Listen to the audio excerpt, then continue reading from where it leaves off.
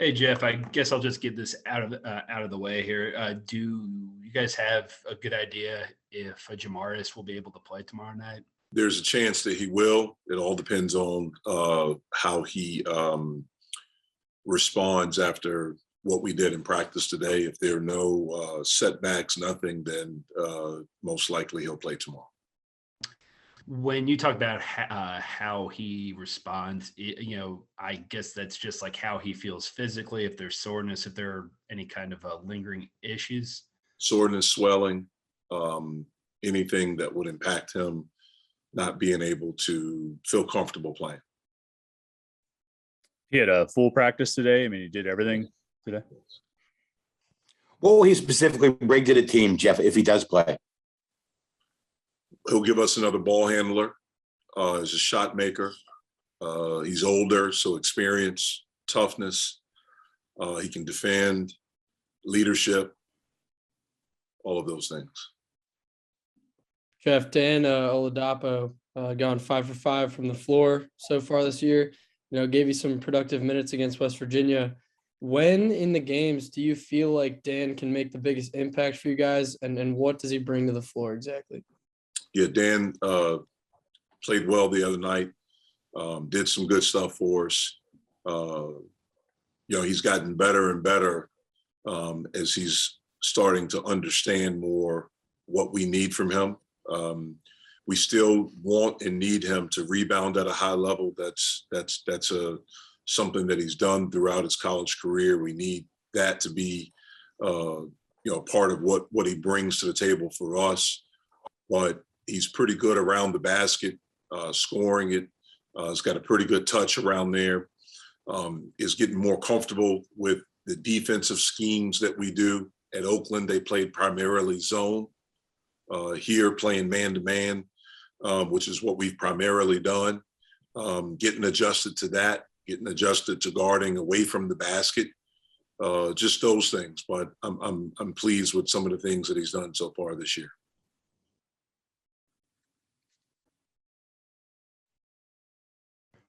Jeff, over these past couple days in practices, how, I don't know whether you don't want to focus on one game or one performance too much, but how much of a focus has there been on preventing turnovers and valuing the ball? Yeah, it's something that we talk about all the time. I mean, hopefully that was a one-game thing. I think we had 4 against the Citadel, and obviously we enough, we made up for that enough with the next game. But it is something that we've talked about. We watched with our guys. That was a big part of the feedback from the West Virginia game. We felt like that when we didn't turn it over, we got good looks. We just have to be able to be poised and be strong in chaotic situations. That was a chaotic situation for 40 minutes. And we didn't handle it well. And hopefully we learn from it and get better. And the next time we're in that position, we do a better job. Along those lines, Jeff, do you feel like that will be a valuable experience for this team? You think do you believe they'll grow from that? Yeah, I do. There was a lot of good from that game. For all of our guys that suited up that night, that was their first time playing in front of a crowd like that. And so that will help us as we go forward. We out rebounded them. Again, when we were strong and valued the ball, we got good looks. We shot 65% in the second half. And so we did some good things. I think those things will build on and hopefully we'll be better because of them, I should say.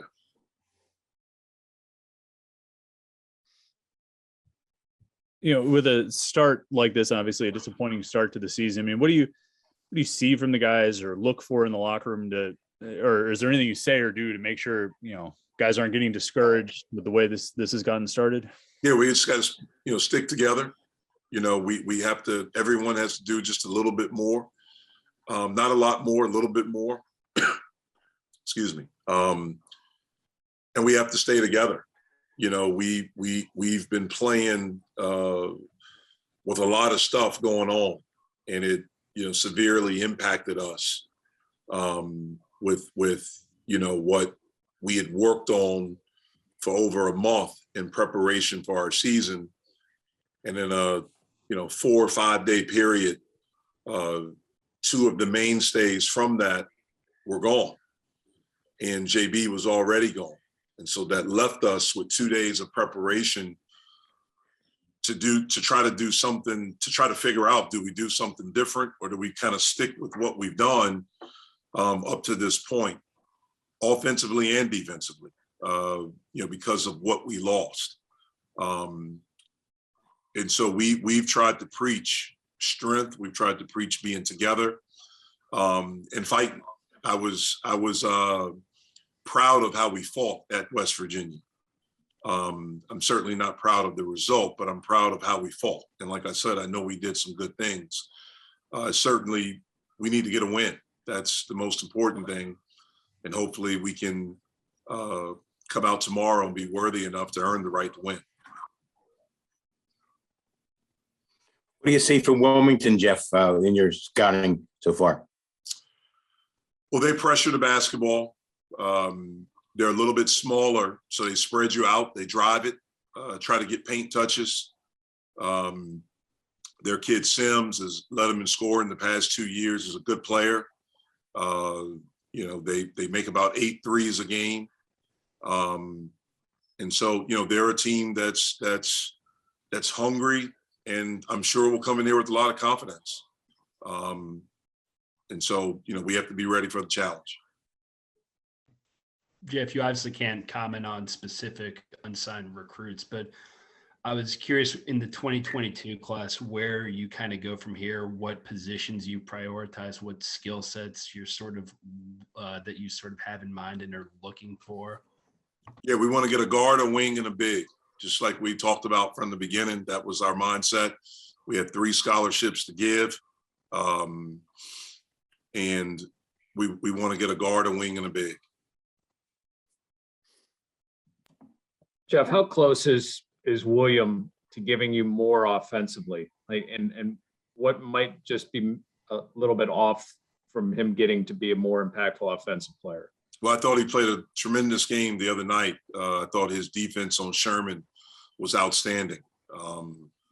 To force him into a 6 of 20 night, I thought his antenna was up. I thought and even some of those shots, I'd say 2 or 3 of them were really tough, contested shots. I thought, him making a 3, that was really good. It's something that Will did in high school. He shot the basketball well.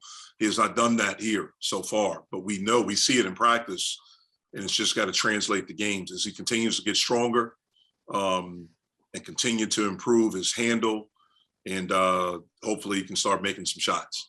But as long as he's taking good shots, I'm okay with it.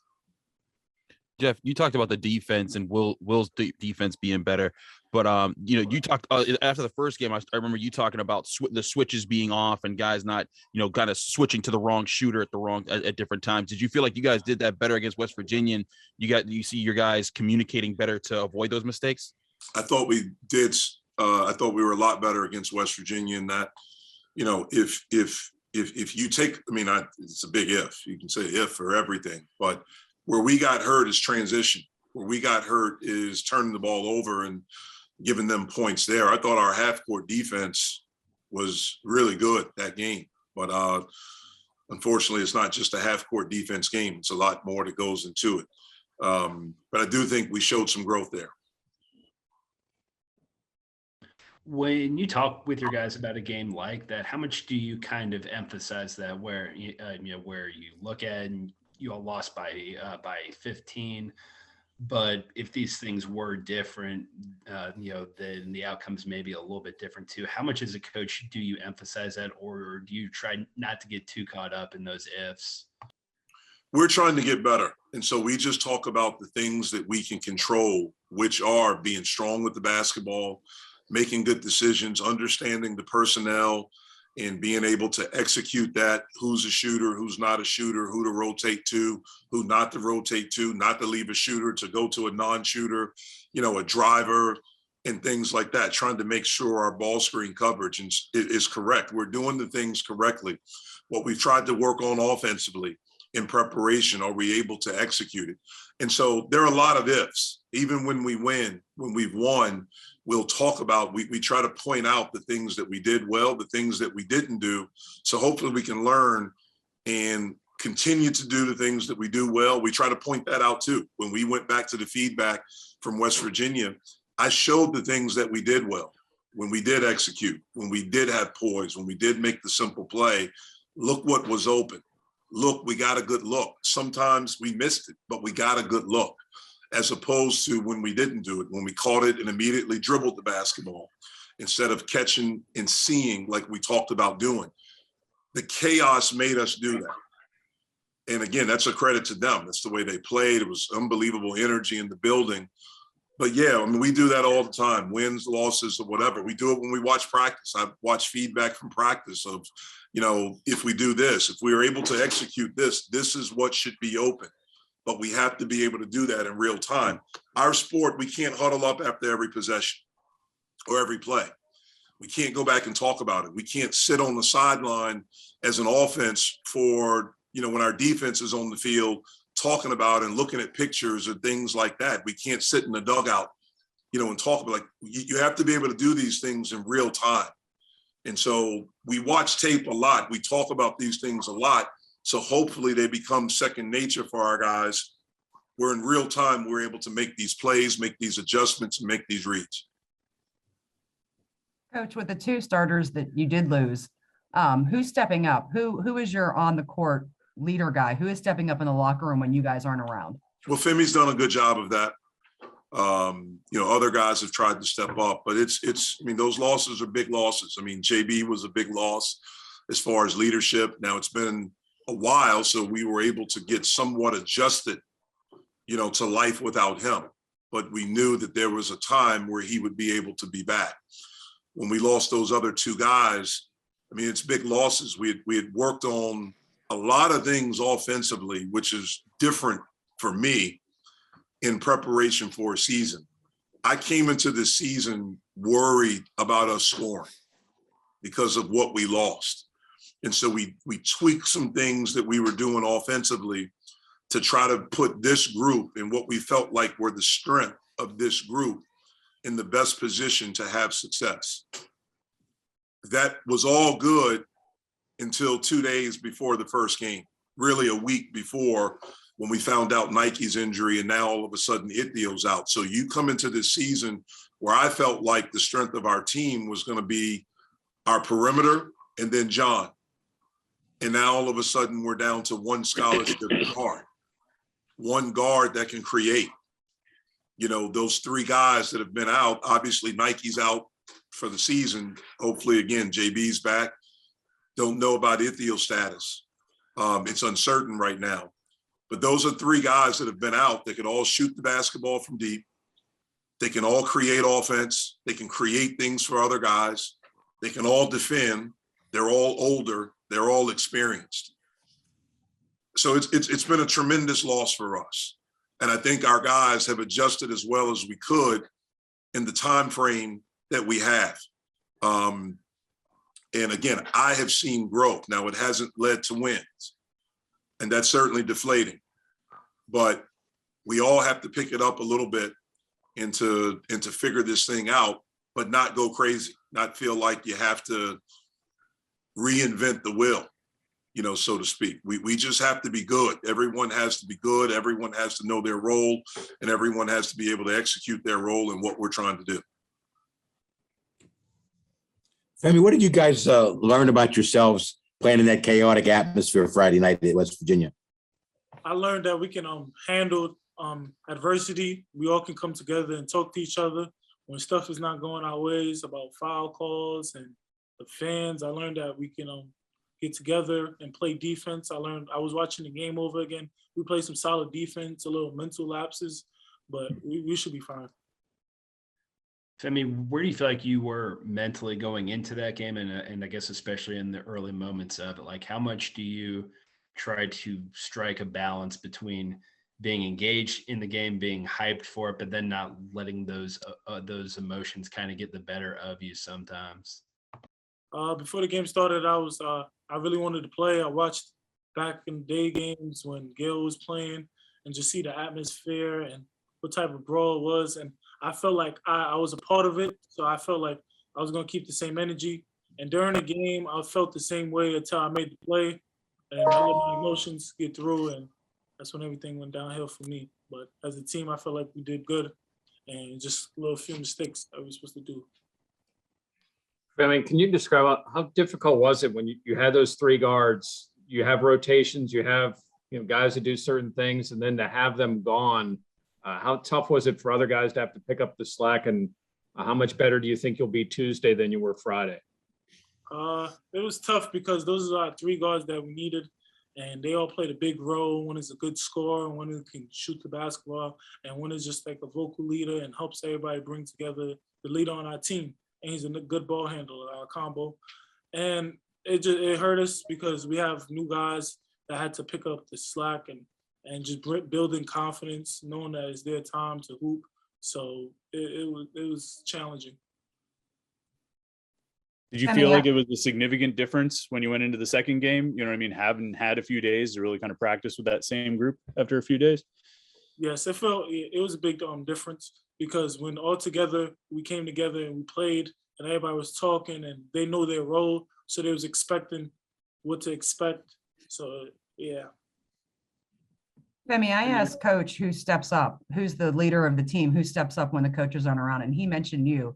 Do you feel that way? Is that a role you embrace? Is that a role you want with the older guys gone now? Yes, I actually was waiting for this turn last year. I always wanted to be the guy to speak to the team and say little things and text here and there. And on top of that, I've been having help from JB because he's one of our leaders too, and he's helped me talk more and understand the game. The coaches do too, so I always wanted this spot to make everybody happy and want everybody to play well. Femi, as someone who plays in the back where we talked earlier with Coach Capel about Jamarius and when he might be able to come back, as someone who got to see him and work out with him and get a sense of who he is, how much do you think he's going to help this team when he does come back? He's going to help the team a lot. It's going to take a lot of pressure off me because when he's in the game, I can slide to the two. And when I'm in the game, he can slide to the two. And he can attack the gaps, he can penetrate to help the bigs get easy baskets. It just take a lot off my shoulders, and everybody will be comfortable in their spots and ready to play. I mean, how much do you guys talk about your roles? Or maybe like on your own, like when the coaches aren't around, but like when you're with your teammates out, in private there, there were a couple of defensive rebounds where you guys had where Muhammadu or someone else would get a defensive board and then he'd pass it, but then the wrong person would look away at the wrong time. It seemed like there's just you guys are still figuring out who does what when different guys are out there. Is that something that you guys talk about a lot? Yes, we talk about it a lot. Most of the times situations about the rebounds, it's just instinct because we like to play fast tempo. So sometimes Mamadou don't look to me. He's probably looking to Will just to put the ball up court to get easy baskets. So everybody know their roles. We just want to make the game simpler for each other. What was it like Friday night? It seemed like every time you touched the ball, the West Virginia crowd reacted to you. What was that like knowing that you were kind of the target Friday night? I don't want to say it was challenging because I'm from New York and I played in outside environments and even high school games. I actually enjoy that a lot. I like when people make me feel like the underdog. I always feel like an underdog since I've been in college. So it made me feel like this is college basketball. This is what I wanted since I was a kid. So I enjoyed it a lot. I actually like West Virginia crowd and I wish we had a chance to play them again. At one point during the game there, Femi, I think it was after your first made shot, you had blown a kiss to the West Virginia student section. Was that something that you were going into? That was something I was going into the game thinking about. It just happened naturally because back in my high school days, I used to do it. And before the game, they was talking while I was warming up. And in my mind, I'm like, once I get one shot going and do that to them, I know they're going to be angry. And that's just going to put fuel in my fire, but it didn't turn out how I wanted to turn out.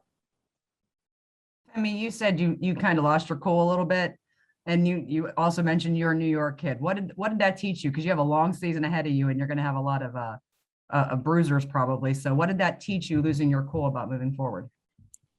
It taught me that I'm supposed to stay poised and just take play by play. I'm not supposed to do home run plays. So make the game simple for me and never show my emotion on the court. Never show others that I'm frustrated or I'm down. I'm supposed to always have the same poker face and just ready to play. Was it not just the crowd? Was it also some of the things maybe West Virginia's players were saying? Because, that was something that you guys went up against last year with teams like Georgia Tech, where, some of the players would, would talk during the game and it would get you guys fired up. Was that something that you guys went through in this game as well? Just, mid-game normal trash talk back and forth? To be honest, I didn't really hear nobody in West Virginia tell me anything. I didn't really hear the trash talk coming from there. And they was just playing basketball. It's coming from the fans most of the time, but most of the time I didn't hear the team talking. I mean, how much do you think Will has come, and are we starting to see like him grow in confidence offensively? And you feel like that's really close to a bust out for him? Yes, he's going to break out pretty soon. He's being more physical. Last game, he's rebounding the ball. He's shot ready. He's just ready to play, and he's going to have a big year this year.